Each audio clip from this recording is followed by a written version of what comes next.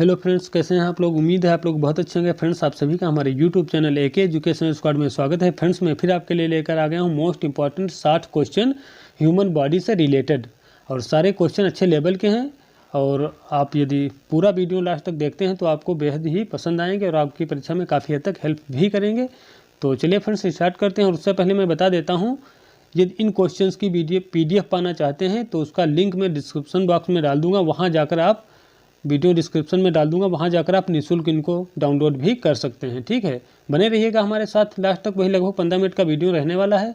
तो चलिए friends start करते हैं। आज का हमारा पहला क्वेश्चन है, रक्त में कितने प्रतिशत प्लाज्मा पाया जाता है। तो रक्त में प्लाज्मा 55 से 60% जो है पाया जाता है। ठीक है, रक्त में कितने प्रतिशत प्लाज्मा पाया जाता है, 55 से 60%।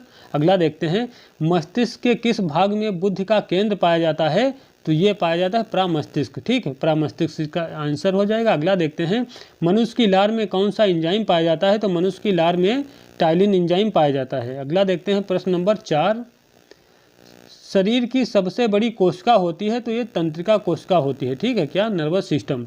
ठीक है, क्या होती है, तंत्रिका कोशिका होती है। अगला देखते हैं प्रश्न नंबर 5, रक्त में ऑक्सीजन का परिवहन किसके द्वारा किया जाता है। तो रक्त में जो परिवहन का कार्य करता है वो कौन करता है, हीमोग्लोबिन। ठीक है, हीमोग्लोबिन क्या करता है, ऑक्सीजन का परिवहन करता है। ठीक है, अगला देखते हैं, उत्तेजना के समय कौन सा हार्मोन रिपीट करता हूँ, उत्तेजना के समय कौन सा हार्मोन सबसे अधिक मात्रा में निकलता है।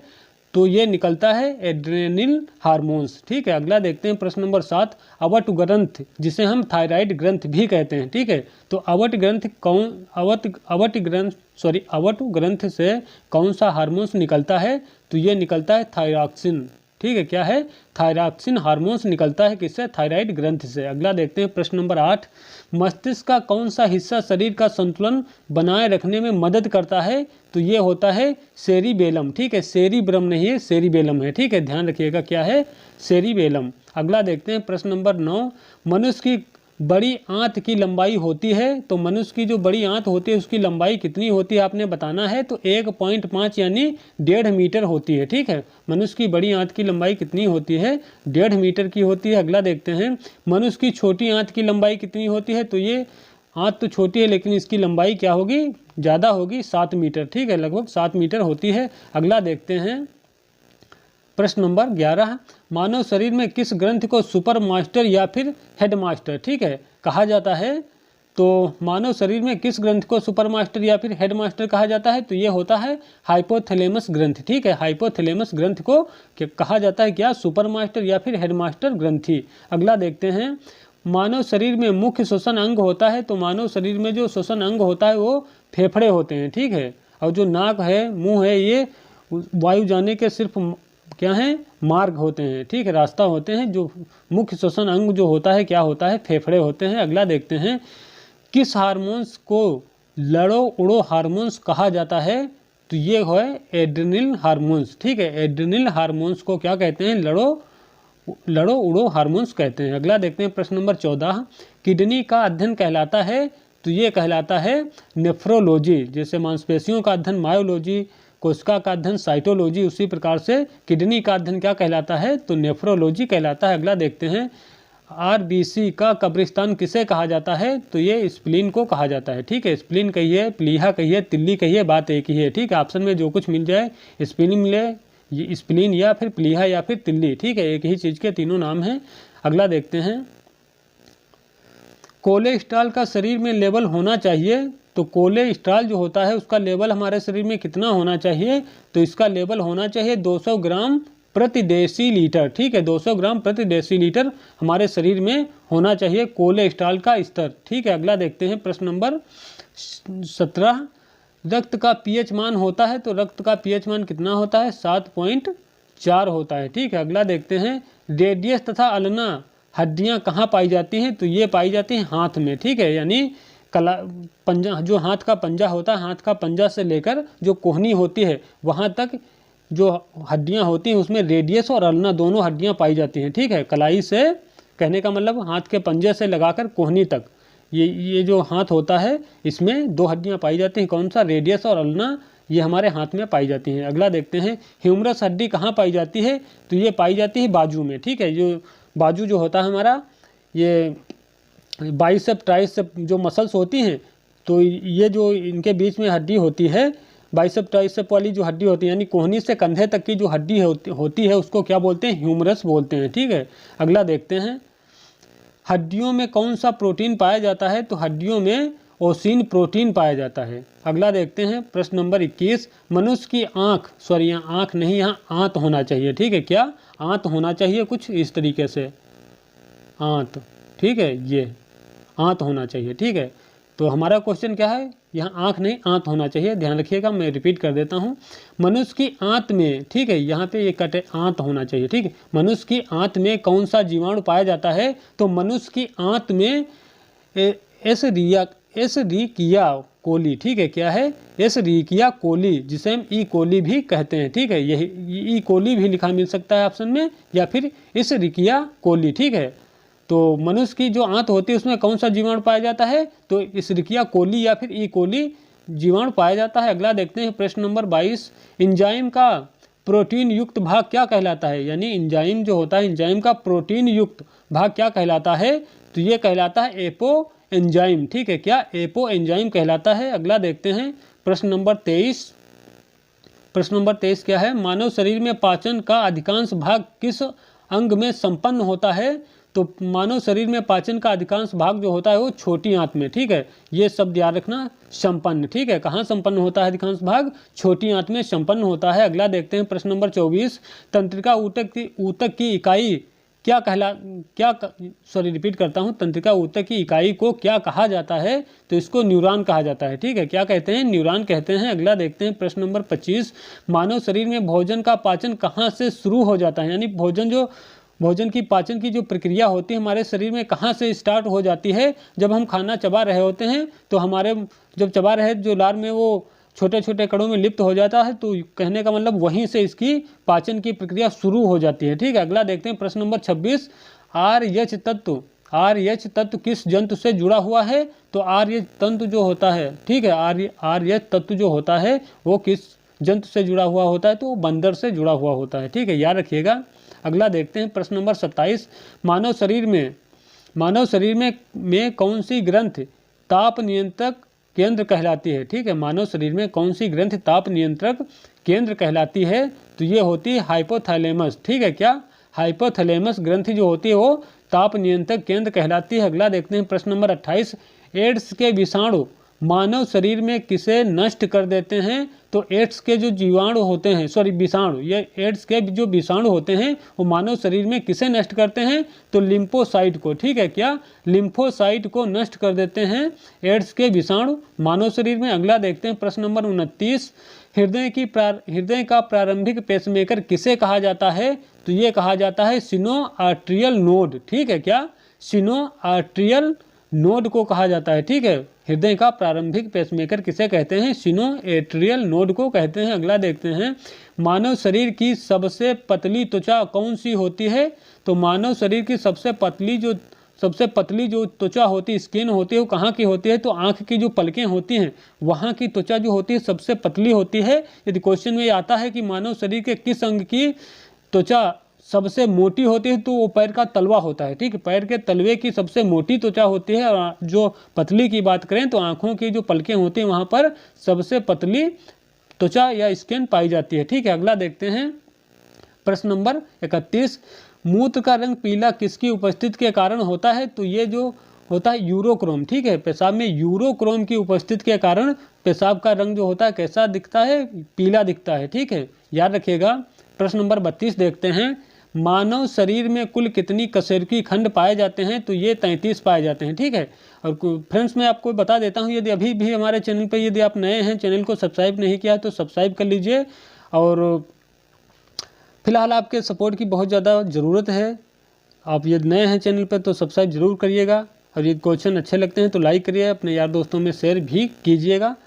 चलिए अगला देखते हैं क्या है। प्रश्न नंबर 33, मनुष्य के हृदय में कितने कोष्ठक पाए जाते हैं? तो मनुष्य के हृदय में कितने कोष्ठक होते हैं? 4 कोष्ठक होते हैं। प्रश्न नंबर 34, मनुष्य के आंसू में कौन सा एंजाइम पाया जाता है? तो मनुष्य के आंसू जो होते हैं उसमें कौन सा एंजाइम होता है? लाइसोजाइम। ठीक है, लाइसोजाइम एंजाइम पाया जाता है मनुष्य के आंसू में।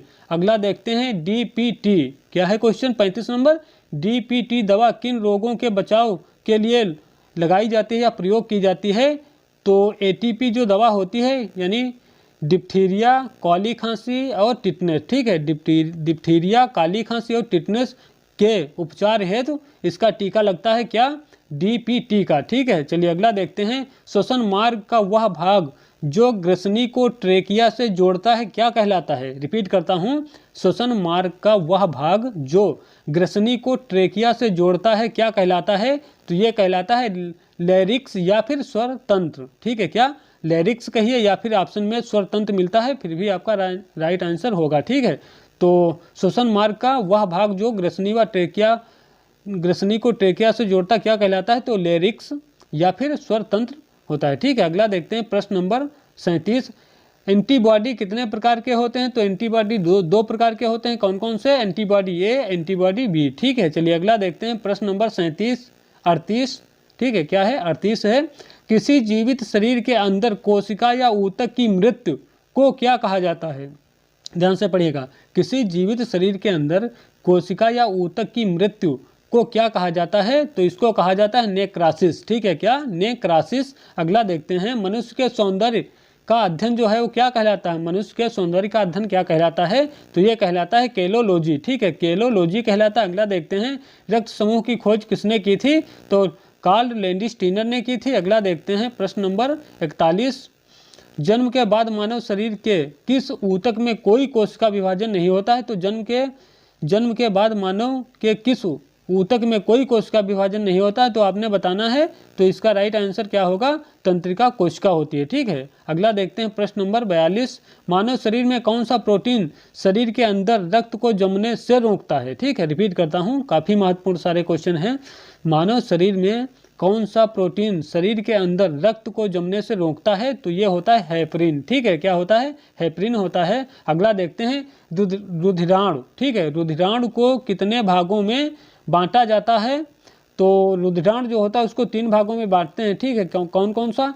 RBC, WBC और प्लेटलेट्स, ठीक है, यानी रेड ब्लड सेल्स, W यानी वाइट ब्लड सेल्स, और जो ये होता है प्लेटलेट्स, ठीक है, यानी ये हो गई लाल रक्त कणिकाएं, ये हो गई श्वेत रक्त कणिकाएं, और ये होती हैं बिंबाणु, ठीक है, इनको बोलते हैं। तो मानव का जो रक्त होता है उसको 3 भागों में रुधिराणु को 3 भागों में बांटा गया है। कौन कौन सा? RBC, WBC और प्लेटलेट्स, ठीक है। अगला देखते हैं, रुधिराणु हमारे शरीर में कितने प्रतिशत पाया जाता है? यानी कहने का मतलब यही है, जो रुधिराणु जो होता है इसकी रक्त में कितने प्रतिशत हिस्सेदारी होती है? तो रुधिराणु की जो रक्त होता है उसमें 40% जो है ये हिस्सेदारी होती है, बाकी 60% क्या होता है आपने हमें कमेंट में बताना है, ठीक है। अगला देखते हैं प्रश्न नंबर 45, कान का सुनने के अतिरिक्त और मुख्य कार्य क्या होता है? तो कान सुनता तो है ही है, सुनने के अलावा वो क्या करता है, उसका क्या कार्य होता है? तो ये आपने बताना है। तो मतलब कान जो होते हैं वो सुनने के अतिरिक्त क्या करते हैं? शरीर का संतुलन बनाने में मदद करते हैं, ठीक है, काफ़ी हद तक शरीर का संतुलन बनाने में मदद भी करते हैं, याद रखिएगा, काफ़ी महत्वपूर्ण क्वेश्चन है। रक्तदाब नियंत्रण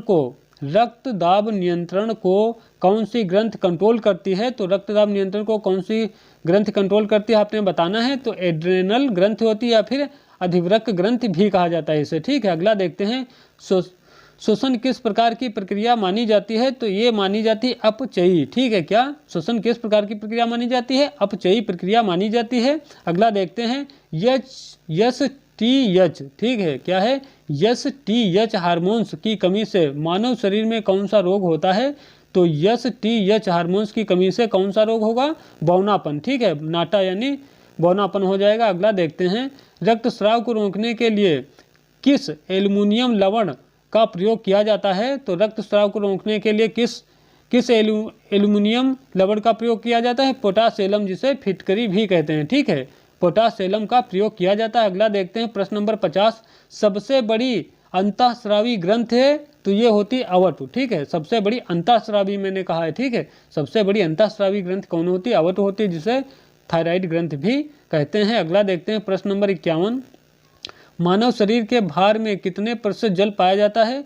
तो मानव शरीर में कितने प्रतिशत जल पाया जाता है? 65 से 75% तक जो है जल पाया जाता है, जल की उपस्थिति होती है मानव शरीर में। अगला देखते हैं, शरीर में मृत RBC यानी रेड ब्लड सेल्स की बात करी गई है, ठीक है। शरीर में मृत आरबीसी को किसके द्वारा नष्ट किया जाता है? रिपीट करता हूँ, शरीर में मृत आरबीसी को किसके द्वारा नष्ट किया जाता है? तो यकृत के द्वारा इनको नष्ट कर दिया जाता है। अगला देखते हैं, पित्त किस अंग द्वारा स्रावित होता है? ठीक है, पित्त जो होता है किस अंग द्वारा स्रावित होता है? तो ये जो होता है यकृत द्वारा स्रावित होता है पित्त, ठीक है। अगला देखते हैं प्रश्न नंबर 54, आरबीसी की संख्या किस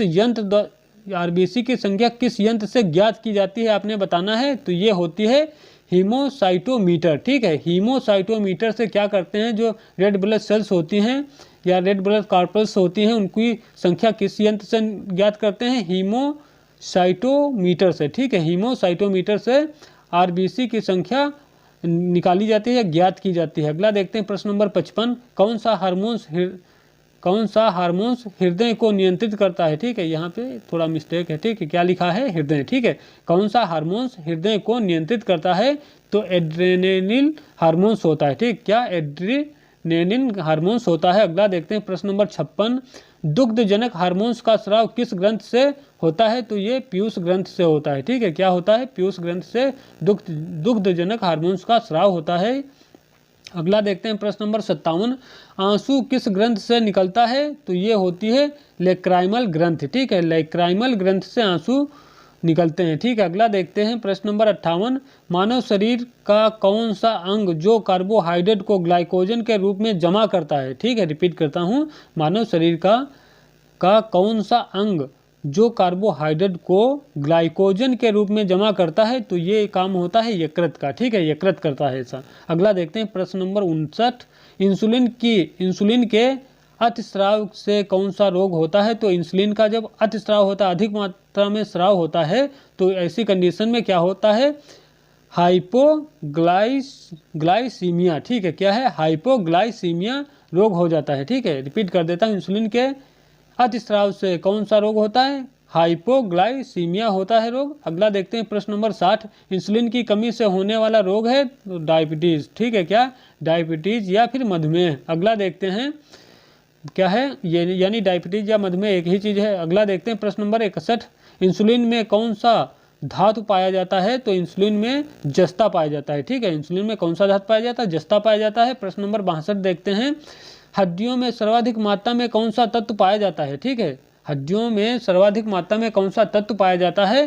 तो ये क्वेश्चन का आंसर आप हमें कमेंट में देना है, ठीक है। बताना है कि हड्डियों में सर्वाधिक मात्रा में कौन सा तत्व पाया जाता है, ये कमेंट करके आप हमें बताइएगा। ये क्वेश्चन आपके लिए है, ठीक है। तो चलिए फ्रेंड्स, उम्मीद कर रहे हैं सारे क्वेश्चन आपको पसंद आए होंगे। और यदि अभी भी हमारे चैनल पर नए हैं तो चैनल को सब्सक्राइब करिए, लाइक करिए, अपने यार दोस्तों में शेयर भी कर दीजिए। मिलते हैं कल फिर नए वीडियो में नए टॉपिक के साथ में। तब तक के लिए जय हिंद, जय भारत।